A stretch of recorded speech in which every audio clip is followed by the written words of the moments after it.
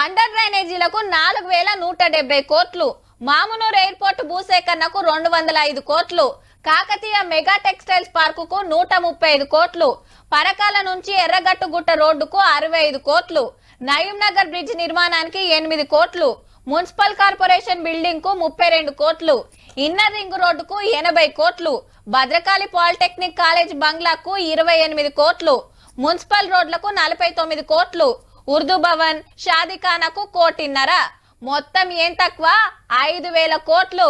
ఏహే వరంగల్ మీద పైసల వరద వారిందనుకో రాదుండ్రి. ప్రజాపాలన ఏడాది విజయోత్సవ సభ ఎట్లా జరిగిందో చూసే ముంగట మన కాలోజీని గోల్చుకుందాం.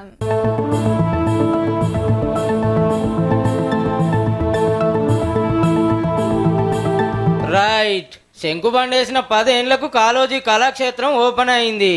బీఆర్ఎస్ గవర్నమెంట్ లో సగం కట్టిడిచి పెడితే కాంగ్రెస్ వచ్చినాక కావాల్సిన పైకం పంపి రప్ప కట్టించింది 4 ఎకరాల 4 అంతరాల బంగ్లాను. నాటకాలు కళారూపాల ప్రదర్శనకు లోపల పెద్ద ఆడిటోరియం, 1124 సీట్లు, మొత్తం ఏసీ. 95 కోట్ల దాకా ఖర్చు అయిందట. తెలంగాణ కోసం కొట్లాడిన కాలోజీ నారాయణరావు సార్ ఫోటోలను, వచ్చిన అవార్డులను చూసిండ్రు సీఎం, మంత్రులు. పెద్ద మనిషి గొప్పతనం మీద చిన్న సీన్ వేసిండ్రు. అతను తెలంగాణ భాషా యాసన, ఆత్మగీతిక, ధిక్కార స్వరం, ప్రజాకవి కాళోజీ.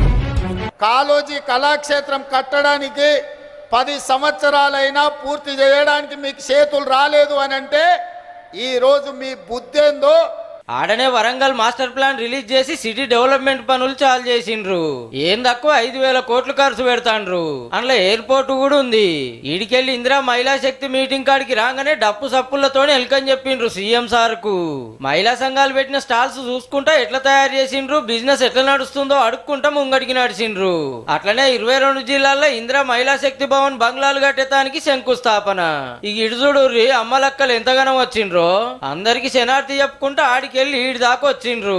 కాంగ్రెస్ సర్కార్ కు ఏడాది అవుతున్నందుకు హన్మకొండలో ప్రజాపాలన విజయోత్సవ సభ పెట్టిర్రన్నట్టు. ఏడాదిలో ఏమేం చేసింది చెప్పి నెలకు 18,500 కోట్ల ఆమ్దానే వస్తాంది. జీతాలు, పింఛన్లు, పాత బాకీలకు, మిత్తిలకు పోంగా 5,500 కోట్లతోటే సర్కార్ను నడిపిస్తున్నాం అన్నాడు సీఎం సారు. ఎన్నో రకాల ఇబ్బందులను ఎదుర్కొని కడుపు కట్టుకొని అవినీతి నిర్మూలించి రూపాయి కూడబెట్టి నా ఏలువల్లేనందుకు పబ్లిక్ ఏం కోల్పోయిండ్రో తెలుస్తుందని మొన్న కేసీఆర్ సార్ అన్నాడు కదా. ఏం కోల్పోలేదు కేసీఆర్ గారు. మీరు ఆ ఫామ్ హౌస్లనే ఉండండి, కావాలంటే వైన్ షాప్ ఆయనకు చెప్తా, కావాల్సినప్పుడల్లా సీసాలు నీకు అందిస్తూనే ఉంటాడు. ఆ బిల్లు కూడా నువ్వు కట్టకు, మా వాళ్ళు కడతారు. ఎందుకంటే ఈ రాష్ట్రంలో తాగుబోతుల సంఘానికి ఏకగ్రీవ అధ్యక్షుడు ఉన్నాడా అంటే ఆయన కేసీఆర్. రుణమాఫీ గురించి అయినా, రైతుల గురించి అయినా, ఇంకేదున్నా దమ్ముంటే అసెంబ్లీకి వచ్చి మాట్లాడాలని మళ్ళోపారి ఛాలెంజ్ చేసిండు పాత ముఖ్యమంత్రికి. రాబోయే స్వామి అసెంబ్లీకి రా, చూస్తా కుర్చీలో నిన్ను తొక్కుకుంటూ వచ్చి నాకు గుర్తు పెట్టుకో, రా అసెంబ్లీకి. అధికారంలో ఉంటే దోసుకుంటా, ప్రతిపక్షంలో ఉంటే ఫామ్ హౌస్ లో వండుకుంటా. ఇదా నీ విధానం? అట్లనే గీ మాట అన్నాడు. చెప్పిన నాడు ఓడిస్తాని, ఓడించిన పార్లమెంటులో గుండు సున్నా అని చెప్పిన గుండు సున్నా తెచ్చిన. ఇవాళ నీ పార్టీని మళ్ళా మొలకెత్తనియనని ఈ వరంగల్ గడ్డ మీద నుంచే చెప్తున్న కేసీఆర్, కాసుకో. కుక్క కాటుకు చెప్పు దెబ్బ అనే మందు నా దగ్గర సిద్ధంగా ఉంది, తప్పకుండా నీకు పెడతా. నువ్వు గుజరాత్ కు గులాము, నువ్వు ఇటలీకి గులాము అని రేవంత్ రెడ్డి సార్ కు, కిషన్ రెడ్డి సార్ కు నడవ లడాయి నడుస్తున్నాయి. అలా గిట్లా కౌంటర్ ఇచ్చిండు. ఈ తెలంగాణ రాష్ట్రాన్ని ఇచ్చిన సోనియమ్మ అమ్మ, ఆమెకు ఊడిగం కాదు, ఆమె కాళ్ళు గడిగి ఆ నీళ్లు నెత్తి మీద చల్లుకున్నా అది తక్కువనే అవుతుంది. ఇది అవమానంగా కాదు, ఆత్మ గౌరవంగా మేము భావిస్తున్నాం. కిషన్ రెడ్డి, నువ్వు గుజరాత్ పోయి గార్దులను కాసుకో. కిషన్ రెడ్డి, ఈ తెలంగాణలో ఒక్క నిమిషం కూడా నీకు ఉండడానికి అర్హత లేదని నేను చెప్పదలుచుకున్నా. డెవలప్మెంట్ కి ఎవరడ్డం పడ్డా అస్సలు వాళ్ళ సంగతి చూస్తామని వార్నింగ్ ఇచ్చిండు. ఇవాళ మిమ్మల్ని పాతరేసినా కూడా తప్పు లేదు కాళోజీ స్ఫూర్తిగా.